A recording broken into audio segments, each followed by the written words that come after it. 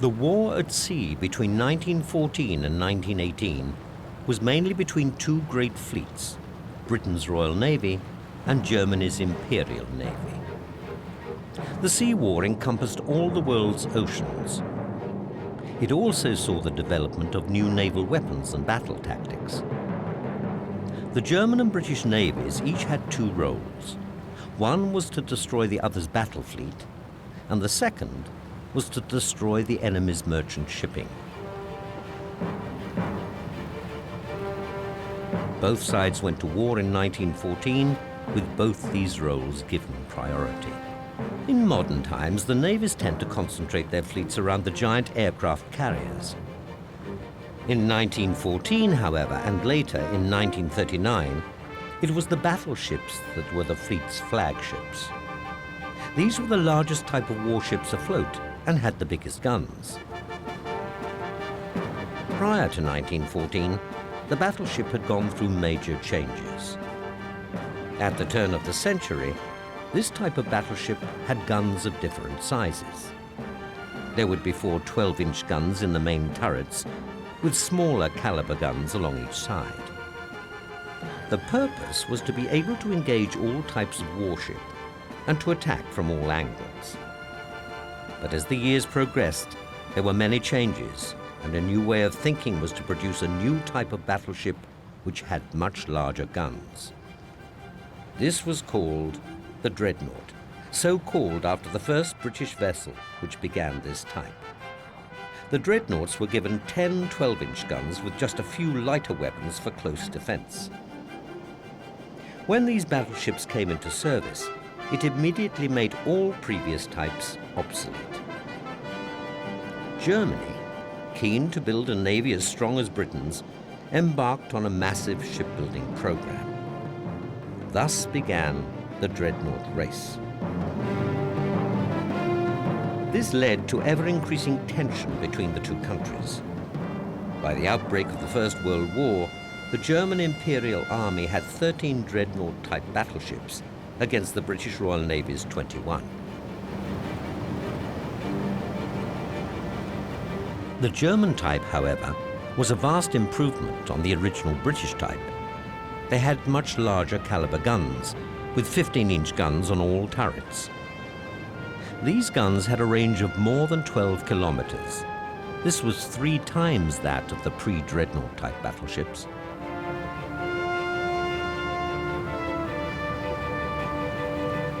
However, during World War I, the battleship's effective range of firing was limited by the primitive capability of the optical aiming instruments and devices.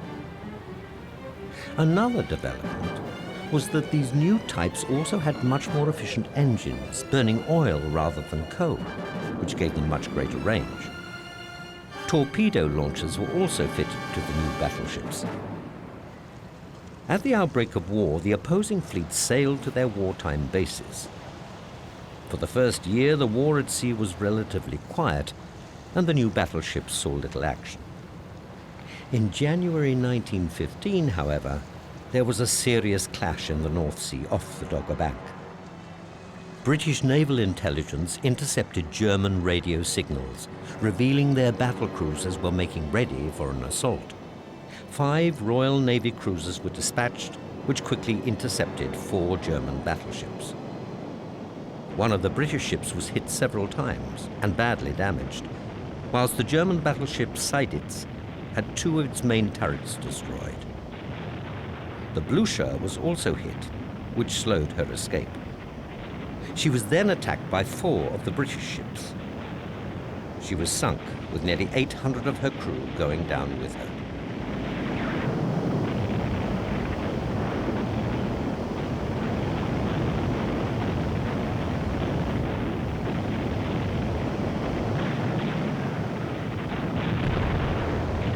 In 1916, Admiral Hipper sailed into the North Sea with 5 battlecruisers, heading a fleet of 16 modern battleships. Their purpose? To draw the Royal Navy out of their base in England. Initially, the plan worked. The British released its fleet to answer the threat. From the onset, it soon became clear the German gunnery was superior to that of the Royal Navy. Their greater accuracy achieved largely because they now had new stereoscopic rangefinders. 4 of the British battlecruisers were badly hit, and another blown up and sunk. British supporting battleships arrived at the scene and began to pound the German fleet, but this did not stop the German battleships. They fought back and sunk yet another British battlecruiser. The battle, which became known as the Battle of Jutland, raged for 90 minutes. 90 minutes of the most intense fighting ever to take place at sea during the First World War. Despite the superiority of the German fleet, they were heavily outnumbered. Von Scheer's fleet couldn't sustain the level of punishment and were finally forced to withdraw. The Royal Navy had won the battle, but the cost was high. British losses were far higher, in fact, than that of the Imperial Navy. Germany would never risk her fleet in open conflict for the rest of the war. In 1918, with the war lost, the German High Seas Fleet sailed into the British base at Scapa Flow in the Orkneys to surrender. The ships were impounded, but the German Imperial Navy was to deliver its final blow to the British. They scuttled the entire fleet of battleships, battlecruisers, and destroyers. Admiral von Reuter's decision to scuttle the fleet cost Germany its battleships, but the success of the operation served to take the sting out of the peace treaty when it was signed a week later at the Palace of Versailles. Part of the treaty stipulated that Germany had to give up her battleships and cruisers. Thanks to von Reuter, however, the majority of that fleet were destroyed, and the victors had to leave Versailles empty-handed. At the end of the war, the rest of the mighty German fleet was disbanded under the terms of the armistice, allowing her to keep only a few minor ships for coastal defense. Any new ships built were to be restricted in size. Thus, any navy that Germany had would be far smaller than that of any other countries. When the Second World War came, the part played by sea power was not so different from the part played during the 1914-18 conflict. Its prime role remained in securing the oceans and denying them to the opposing fleets in order to ensure that the maritime communications could be maintained. Thus, navies were still centered around the battle fleets, and at the outbreak of war, the battleships remained their primary vessel.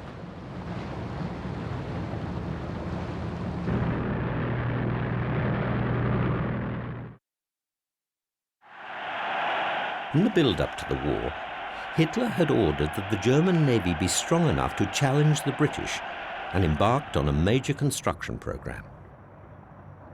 In contradiction to this plan, Grand Admiral Erich Raeder, the naval commander-in-chief, felt that such a plan would be hopeless and that Germany could never match the strength of the Royal Navy on the surface.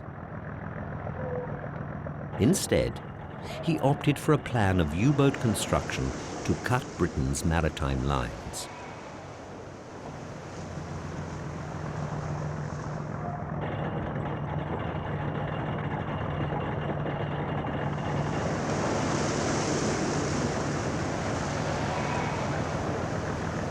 The German naval expansion program, Plan Z, therefore represented a compromise. There would be some new battleships and also a major refit of the existing fleet.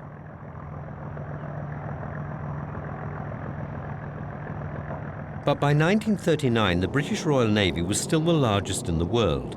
With its empire colonies, it had bases all over the globe. They hoped to draw the German Navy into battle and destroy them. At the opening of the Polish campaign, the first battleship to see action was the Schleswig-Holstein. She was the last of the pre-dreadnought battleships, and by the outbreak of war was considered almost obsolete. She had been deployed in the Polish campaign and was used extensively to bombard the port areas, such as here in the port of Danzig.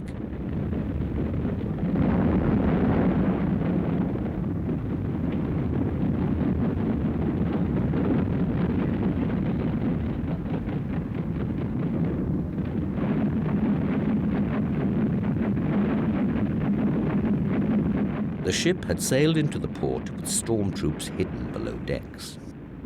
During the attack, the bombardment lasted all day and continued through the night.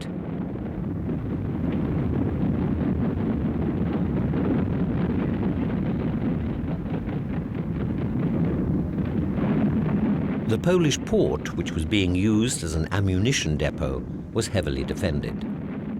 Finally, after a very gallant defense, the Poles capitulated. Her task completed, the Schleswig-Holstein moved out into the Gulf of Danzig to continue bombarding other shore defenses at Oxhoft and Hela and Heisternest, where she was joined by her sister ship, the Schlesien.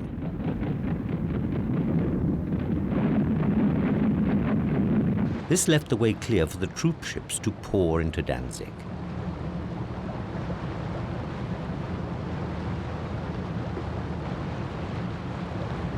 Danzig had been part of Germany until the end of the First World War, and Hitler had been determined that it should be returned to the Reich, taken by force if necessary. The attack had started on the 31st of August. On the 2nd of September, Hitler had indicated to the Western Allies that he would withdraw from Poland provided that he was allowed to retain Danzig and the Polish corridor. Raeder was wary of having to confront the might of the Royal Fleet too soon and warned Hitler repeatedly that the German Navy was not yet ready to face them. On the 3rd of September, he was called to the Reich Chancellery and informed that in response to the invasion of Poland, Britain had declared war on Germany. Hitler repeatedly assured Raeder that this wouldn't happen, but was forced to concede apologetically, "I was not able to avoid war with England after all." Raeder observed bluntly, "The surface forces are so inferior in numbers to those of the British fleet that, even at full strength, they can do no more than show that they know how to die gallantly." The Admiral Graf Spee was the third of Germany's pocket battleships, but was to become the most famous. On the 13th of December 1939, while raiding merchant ships in the South Atlantic Ocean, she was challenged off Montevideo by the British cruisers Ajax, Achilles, and Exeter. The battle that followed highlighted the fundamental weakness of the Panzerschiff concept, for the Admiral Graf Spee was not fast enough to dodge the faster cruisers, and her triple 11-inch turrets could not cope with the three fast-moving targets. Although she crippled the Exeter, the Admiral Graf Spee was damaged in the fighting and was forced to put into Montevideo harbor for repairs. Skillful bluffing by the British created the impression that powerful forces were close at hand. Langsdorff was instructed by Hitler to avoid the humiliation of the surrendering of his ship. So on the 17th of December, the ship was scuttled in Uruguayan territorial waters. Under the captaincy of Langsdorff, the Admiral Graf Spee sank 9 ships, totaling over 50,000 tons. Not a single civilian, officer, seaman, or passenger lost their lives at his hands. In a last letter, written moments before he took his life, he revealed, "A captain with a sense of honor cannot separate his own fate from that of his ship, and I can only prove by my death that the fighting services of the Third Reich were ready to die for the honor of the flag."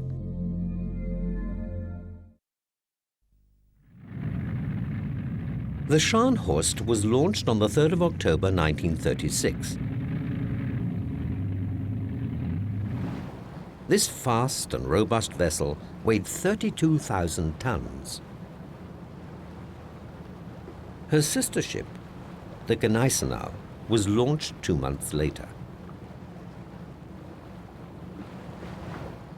These two new ships gave a new slant to the definition of a battleship by sacrificing armor plating to secure high speed. These two ships spent the first part of the war attacking merchant shipping convoys in the North Atlantic. In November 1939, they intercepted a convoy off the coast of Iceland, escorted by the armed merchant cruiser Rawalpindi. She engaged the Scharnhorst immediately. In the exchange that followed, she was sunk, but her sacrifice enabled the convoy to escape. The Scharnhorst and the Gneisenau gave further British battleships the slip and returned safely to port in Wilhelmshaven. The goal of the whole business was a trade war. We were not the first battleship in the Atlantic. The Panzer ships, which were later renamed the Admiral Scheer and the Graf Spee, had already been active before us. The Scheer was our example, as it had been very successful, and we were ordered to carry out our attacks using the same methods. This meant to set sail and find as many convoys and merchant ships as possible, and to either destroy them or capture them and bring them back to port. Well, the British had already added armored merchant ships to their convoys as protection, and these were armed. And sometimes they were protected with battleships or cruisers. We wouldn't always risk going into battle against a ship which may have had better armament than ours. This could have had severe consequences. This would only result in us losing our ship or bringing them back battle-damaged, and this would have taken us out of the war either for good or whilst being repaired. We had many ships around us in our battle fleets, which were used for reconnaissance. We also had our aircraft. These would search the seas for the convoys, and in particular those without escorts, although sometimes the merchant ships were disguised and had hidden guns. Unfortunately, most of the ships or convoys that were sailing without escorts were ships that were not carrying any significant or important loads, or were empty. But that didn't stop us. Before we would engage and start to shoot, we would always give the convoy the opportunity to stop and surrender. We attacked the ones which hoisted the war flag or sent out Morse or radio signals for help. We did capture quite a few ships. Most times we operated independently. In fact, both the Scharnhorst and the Gneisenau acted independently of each other. But both ships came under the direct orders of the battle fleet commander. Although we were in the same fleet, we rarely came into contact, unless it was to receive new orders concerning posts or reconnaissance areas. During the campaign in the Atlantic, we were at sea for 9 weeks.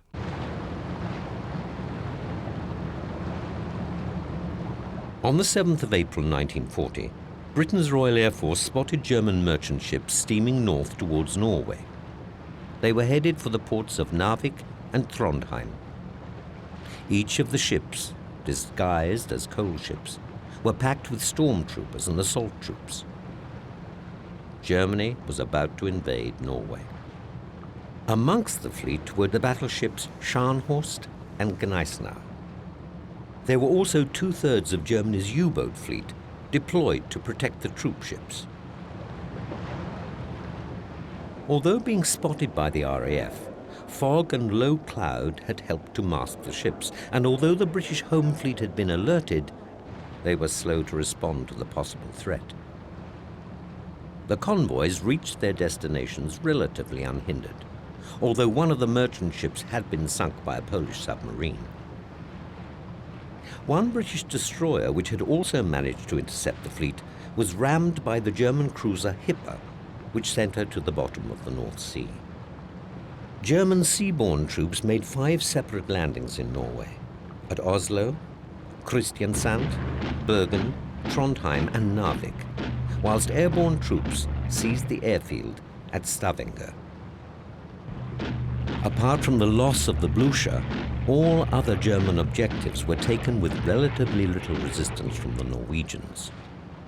However, by the time of the invasion on the 9th of April, the British home fleet had almost caught up with the German fleet, and whilst the troops were being landed safely, there were soon to be ferocious battles going on at sea. Both German and British losses were going to be heavy.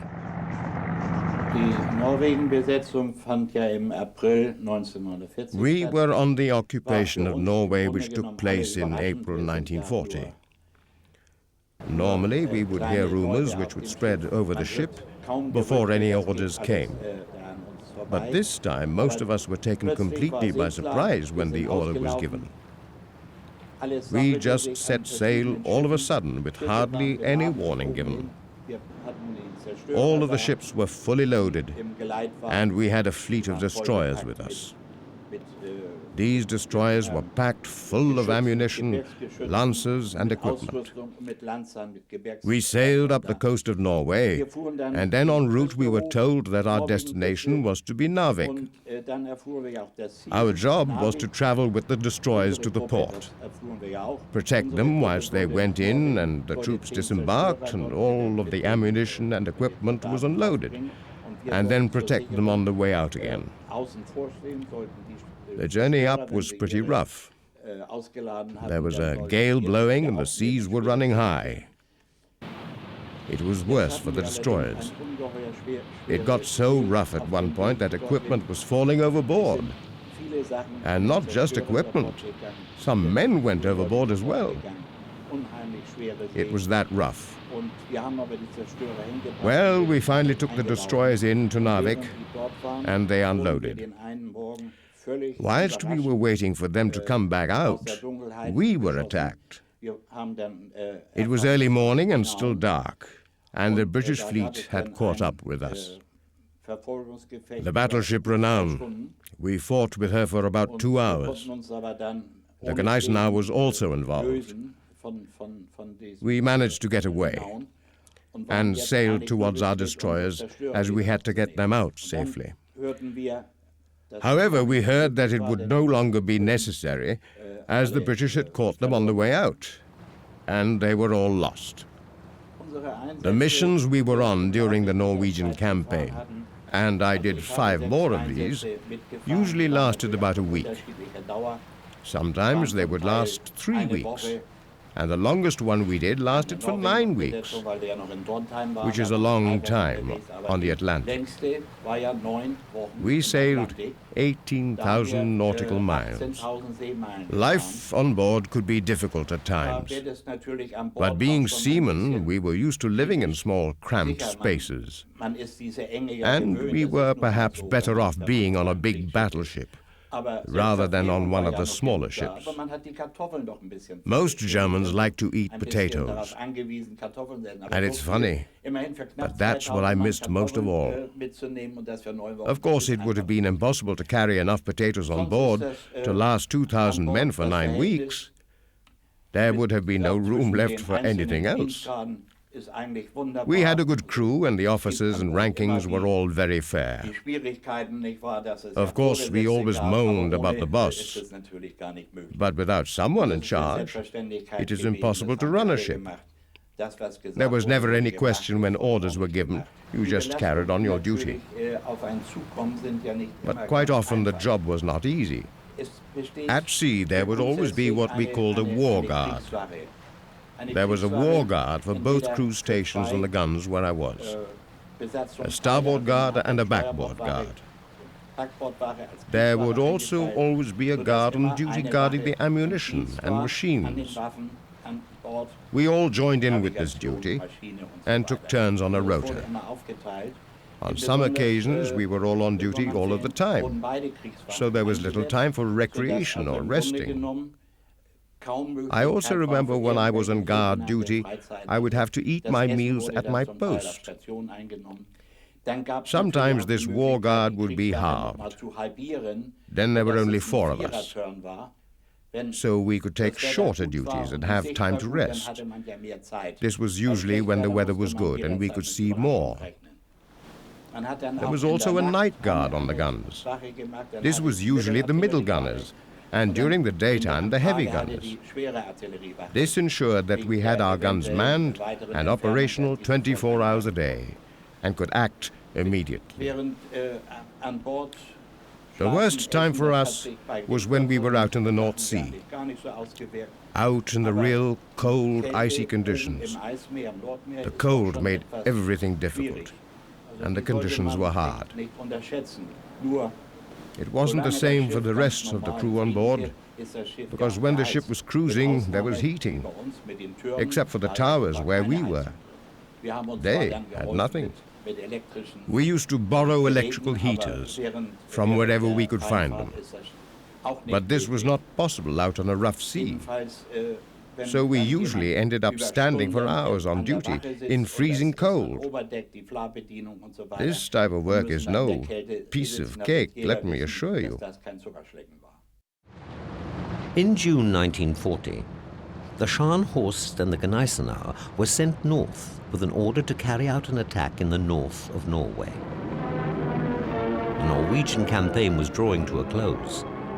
With the evacuation of Allied troops from Narvik, Germany now had a strong foothold on the whole country. The German fleet were intending to intercept the ships carrying the retreating Allied forces.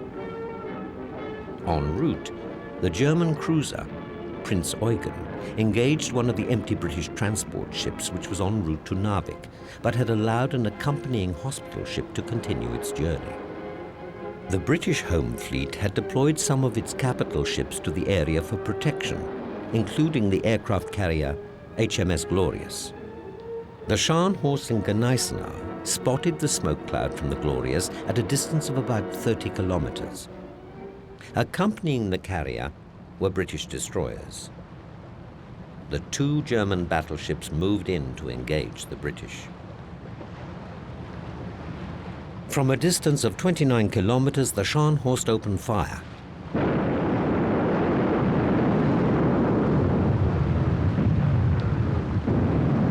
The German gunnery was efficient and effective, and within minutes, the Glorious took a direct hit. She started to burn, which meant that she could no longer launch her aircraft.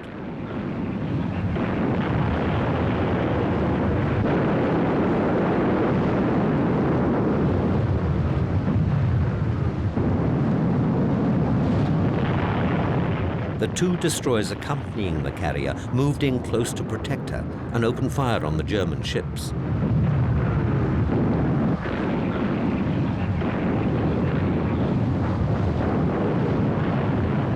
The distance between the opposing forces was by now closing.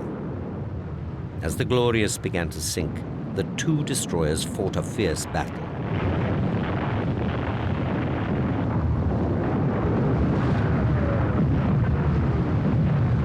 However, the first one was soon sunk.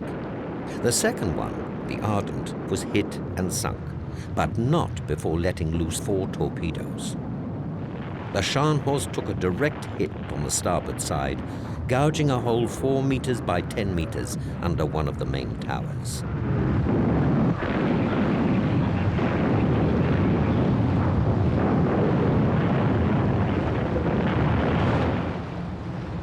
The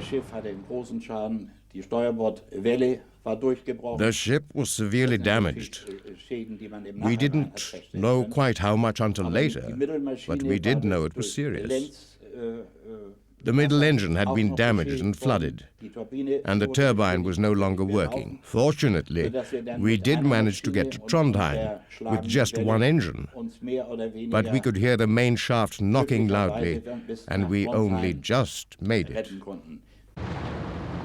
Following a period of repair at Brest, the Scharnhorst and the Gneisenau, along with the Prinz Eugen and accompanying destroyers, were to make one of the most dramatic breakouts of the war.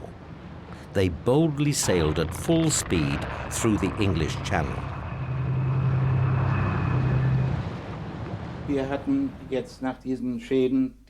After the ship had been in Brest for repairs, we had new orders.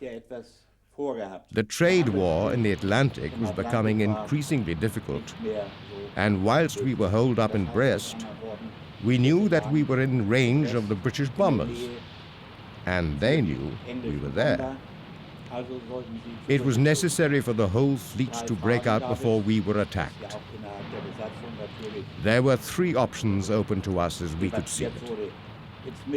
We could either sail to the Mediterranean, going via Denmark, or we could try and sail up past Norway, back to the safety of the Bay of Germany. Or we could dash out through the English Channel, and this seemed the best option. The British, however, were expecting this, and did everything they could to make the channel impassable. However, we took the chance, and much to the disbelief of the British, we made a dash from the harbour. There was an attack from the bombers, but it was a cloudy night, and they were not successful in stopping us. Somehow we were just very lucky. And it was not until we got to the most narrow point in the channel at Dover-Calais that we were spotted again. They attacked us with their land battery. But this was no good, as we were just out of range of their guns. Then the aircraft arrived. All around us, the Scharnhorst, the Gneisenau, Prinz Eugen, and our destroyers and torpedo aircraft. We were all shooting like mad. The British also sent some torpedo aircraft. These approached us very bravely and made a gallant effort to attack us. But they were too slow. They didn't get a chance to fire one torpedo. We shot down every one of them with our anti-aircraft batteries. By this time, luck was once again on our side. The Luftwaffe arrived and kept the British fighters and bombers busy, and shot down many of the RAF aircraft. All of our ships managed to break out of the channel undamaged.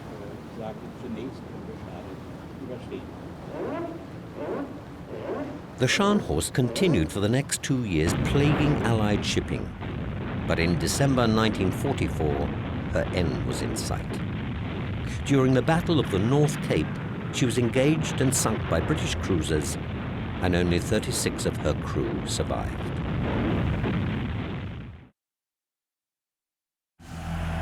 On the 14th of February 1939, the massive hull of an unfinished German warship slid into the water at Hamburg. The Bismarck.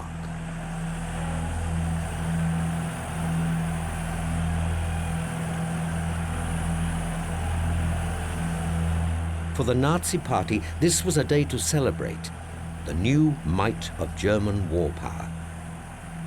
A moment that was enjoyed by the Führer himself.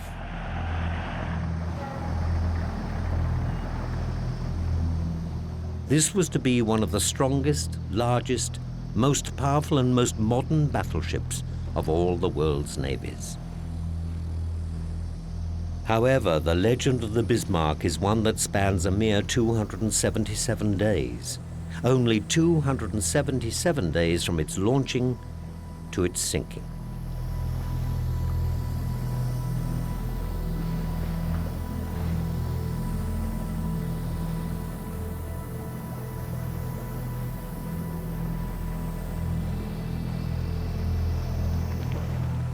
And yet the gigantic Bismarck was responsible for one of the most gripping dramas to take place at sea during World War II. During that short span of time, it was the most powerful battleship in the world. On board was the most up-to-date and most superior technology available. Its massive array of weapons and the extremely high level of its crew's training made this ship a seemingly invincible war machine. The sea power of the Bismarck now stood between Germany and victory, and no navy in the world had ever engaged an enemy warship like her.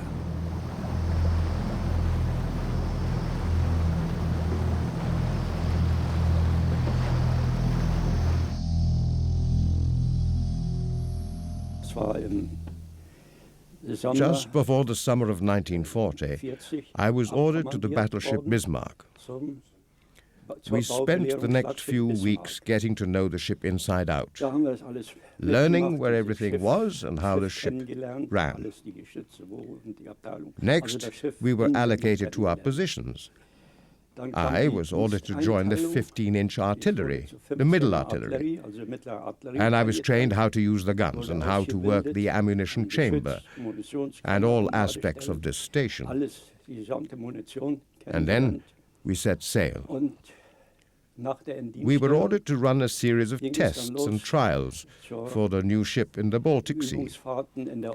Our job was checking the guns, calibration, and firing with blanks. With practice and getting to know the guns, we managed to achieve a salvo rate 1 round every 6 seconds. Considering the size of our heavy artillery, this was pretty good. The British had been waiting for the Bismarck to make its move, and as the mighty battleship slid past the coastline of Norway, she was spotted. A signal was transmitted to the Admiralty building in London. A Royal Air Force reconnaissance aircraft was sent to confirm the sighting. The aerial photographs were sent back to London, and the sighting was confirmed. It was definitely the Bismarck. She was lying at anchor, hidden in deep fog in a fjord, whilst her accompanying ships took on fuel. Und sind dann ausgelaufen. Nobody on board knew that we had been spotted by the Royal Air Force. And consequently, we were unaware that Britain knew we were coming. Air Force. Und die Meldung war schon lange in England, wie wir ausgelaufen sind. We sailed into the Denmark Strait on the 22nd, and this was when we had the first encounter with 2 British cruisers. 22. Die erste Verbindung gekriegt mit englischen Kreuzer. All of a sudden, these 2 British cruisers came out of the fog. We were given permission to open fire. But then the 2 cruisers disappeared again into the fog, so we couldn't see them to hit them with our guns. The British also had radar, just as we did. And here, the commander of our fleet made a mistake. He assumed that the cruisers hadn't seen us visually, and that although their radar beams might have hit our ship, they did not reflect back to the British cruisers, as this type of radar was ineffective at this time.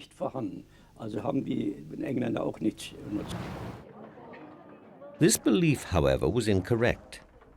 The British cruisers, Suffolk and Norfolk, had seen Bismarck accompanied by the Prince Eugen and already knew her whereabouts from the previous signal. The new position was transmitted back to London. As Bismarck continued, a message was sent to the battleship Hood, giving them coordinates and orders to intercept and engage the Bismarck. The Hood at this time was Britain's capital ship and most closely comparable to Bismarck. Although aging, she was still the most powerful ship in the Royal Navy and was considered to be a worthy adversary of the Bismarck. The Hood, together with the Prince of Wales and 6 destroyers, set off to cut off the enemy at the Denmark Strait. The ships closed fast on each other and prepared to do battle. In the first exchange, the Hood and the Prince of Wales opened fire with the Bismarck and Prince Eugen returning fire immediately. In the first minute, a shell from the Prince Eugen hit the Hood, starting a fire which rapidly spread forward, setting the whole ship ablaze. A huge explosion followed moments later. The Hood sank within minutes, having only fired 5 or 6 salvos in the whole exchange. Of its crew of over 1,400 men, only 3 survived. With the Hood destroyed, The Bismarck and Prince Eugen turned their guns on the Prince of Wales. She was also hit and forced to break off any further offensive action.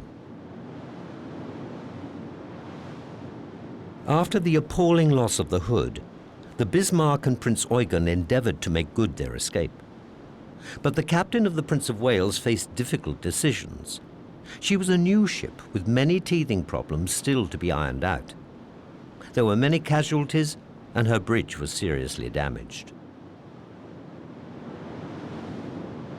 She eventually retired to Iceland and refueled, though unknown to her, she had hit the Bismarck, causing a major oil leak and making her intended foray into the Atlantic impossible.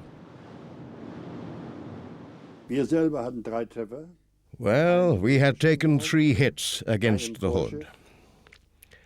One in the engine room, one in the front of the ship, and one in the launch Wir sind position. dann weitergelaufen. One of the crew had died in the battle. We sailed a bit further, and then it was decided that the Prince Eugen should carry on towards Greenland. And we, the Bismarck, would try to make a dash to Brest for repairs. The problem we had was that the welded seam between the backboard and the second boiler room was seriously damaged and water was coming in. We were all on the alert and were kept very busy. When water comes into a ship, as you can imagine, this is the worst that can happen. People start to panic. Later, after this, things started to settle down, and we went back to our normal combat posts, and the ship steamed on. Later that day, Bismarck was attacked by aircraft from the new carrier Victorious. One hit was obtained but caused little damage. The German ships separated and the whereabouts of Bismarck became unknown. But for the British, the hunt was on.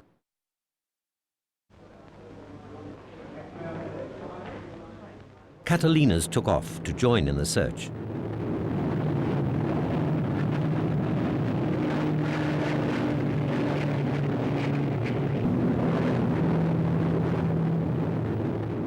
As the Catalina scoured the ocean, there came a break in the clouds, and the telltale wake of a ship was spotted. As the ship came into view, the signal was flashed back to the fleet. The target had been sighted.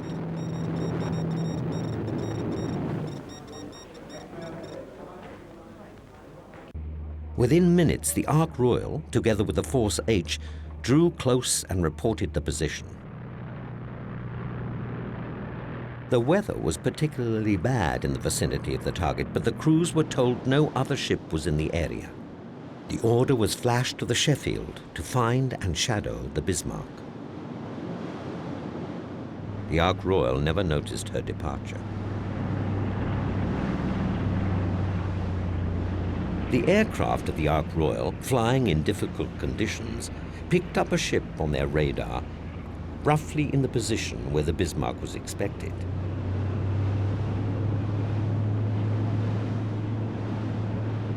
Assuming it to be the Bismarck, they pressed their attack, but on the Sheffield.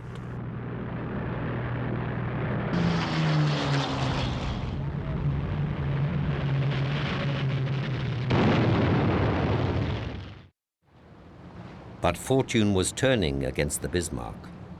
On board the Ark Royal, the returning aircraft were rearmed and refueled. In heavy rain, the Swordfish took off for the second attack. Without doubt, this would be the last chance to stop Bismarck's escape.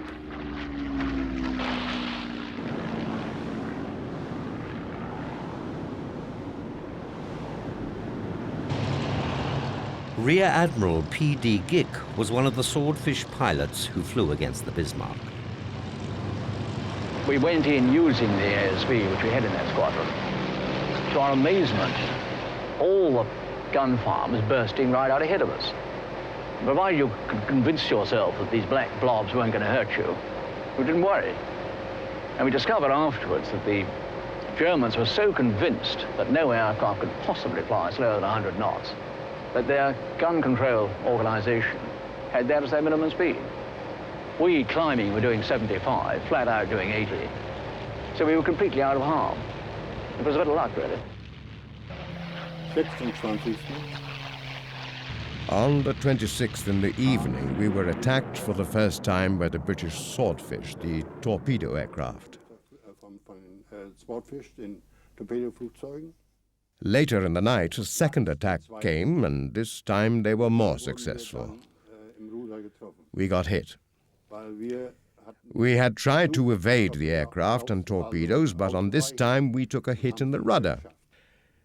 It was badly damaged. It was bent about 12 degrees. And after this we could only sail about 8 miles straight with the help of the engines working against the rudder. We were helpless. We must have been about 6 hours ahead of the British fleet. But because we could not escape, only go in large circles, they caught up with us. At about 6 a.m., they caught us. We tried to accelerate away, but it was useless. We could only travel in a circle, about a 12-degree radius. It wasn't long before we all realized that we had become a sitting target for the British fleet. Ein Zielschiff der englischen Flotte wurde.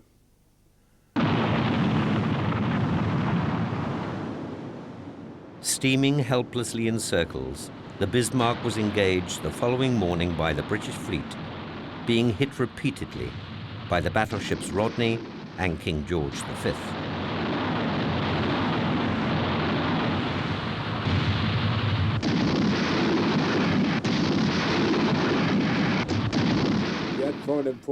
We took 2 direct hits on the front of the ship.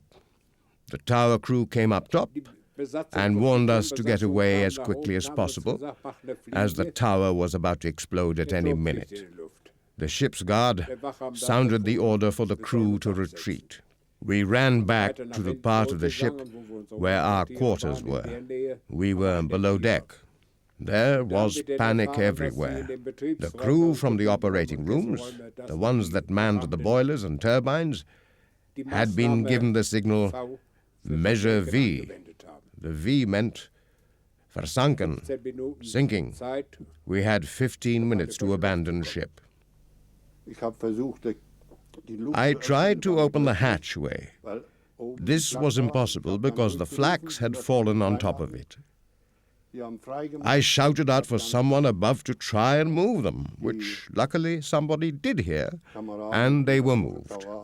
I let the other comrades out first and made sure the room was clear. Then there was another direct hit on the deck. We lost so many men, and many more were badly injured. Then I managed to get to the backboard side. This was a mistake on my part. The water was pouring in. I had to pull myself up higher out of the water and get to the next level up the ship. You cannot imagine or believe what I saw. I was on the deck in front of the Caesar Tower. There were at least 50, probably more like 100 dead bodies. You just cannot imagine such a sight.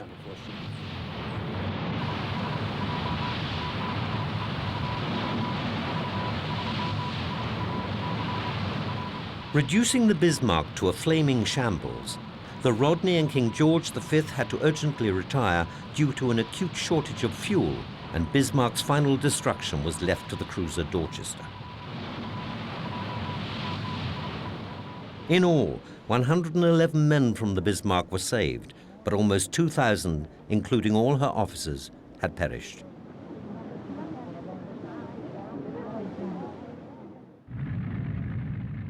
It was an enormous relief to the Royal Navy that the Bismarck had been sunk, not least that the loss of the pride of the fleet, the Hood, had been avenged.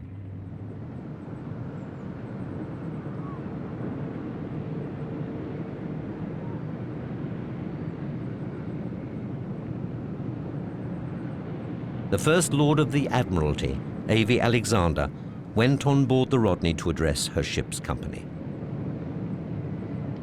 The destruction of the Bismarck, that great and powerful ship, had to be accomplished through the traditions of the British Royal Navy Because in the Navy, I know officers and men know how to avenge the loss of those who are comrades and many of whom have been shipmates. 3 cheers for the First Lord of the Admiralty. Hip, hip, hip, hooray!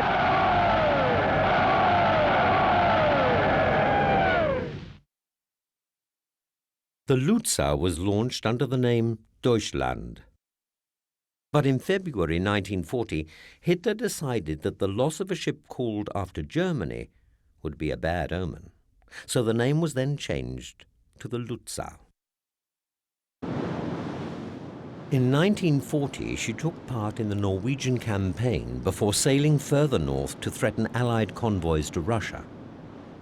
In December 1940, she and the Admiral Hipper took part in a raid against a convoy defended by 8 destroyers. The destroyers put up a formidable defense in what became known as the Battle of the Barents Sea.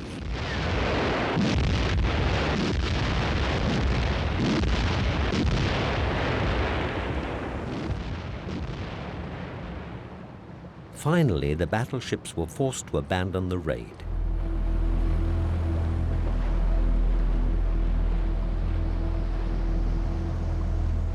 Hitler was furious at such a disappointing performance and threatened to disband the Navy altogether. Relations between the Führer and his Grand Admiral had reached breaking point. Raeder resigned and was replaced by Admiral Dönitz.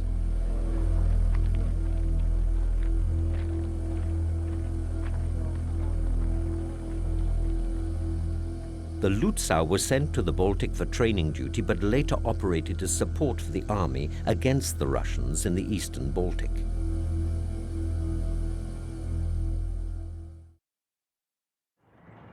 Two months after the Bismarck had been launched, her sister ship, the Tirpitz, had rolled down the slipway. At 52,600 tons, the Tirpitz was 2,000 tons heavier than the Bismarck and had a larger armament and crew. She had been deployed to Norway in 1942. The numerous fjords gave her plenty of relatively safe anchorages. In September 1943, British midget submarines known as X-Craft had managed to get into her fjord and damage the Tirpitz with limpet mines, although all of the X-Craft were lost in the process. Bomber Command was next to attack the Tirpitz. On September 15, 22 Lancasters of Bomber Command, carrying 12,000-pound tall-boy bombs, attacked the 45,000-ton German battleship Tirpitz at her anchorage in Kar Fjord. On the run-up, small amounts of low cloud made bombing difficult, and a huge smoke screen, put into operation not more than 8 minutes before the attack, soon obscured the target. The Lancasters flew from a Russian base to make this attack, which was carried out from between 13,500 and 17,500 feet.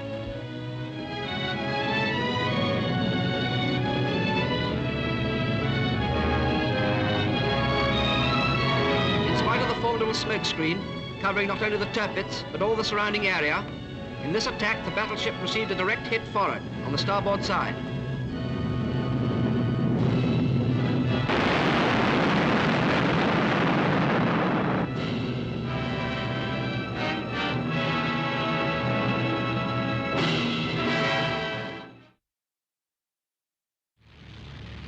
Once again, the Tirpitz was damaged, but once again not significantly. So Bomber Command was forced to continue further raids against her. On October 29, Lancasters of Bomber Command carried out their second attack on the battleship Tirpitz, which had been moved to Tromsø Fjord after the attack on September 15, when a direct hit was scored with a 12,000-pound bomb. Cloud in the area made the bomber's task very difficult on this occasion, and strong opposition came from the battleship. On November 12, 29 Lancasters with 12,000-pound bombs carried out the third and last attack on the Tirpitz. On this occasion, the weather was clear. And as the aircraft went into attack, all the guns of the great ship blazed away, but to no avail. 2 or 3 direct hits were scored, and shortly after the attack, the battleship capsized.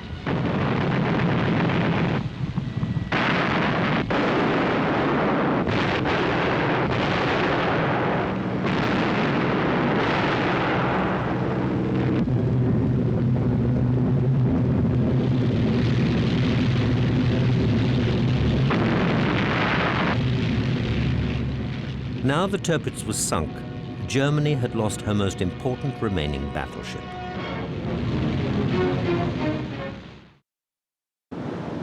During the course of the war, the Royal Navy had fought a long, hard, chivalrous war against the might of Germany's capital ships. But by war's end, the importance of the battleship had diminished with the rise of the aircraft carrier, her role eventually being reduced to little more than that of carrier escort.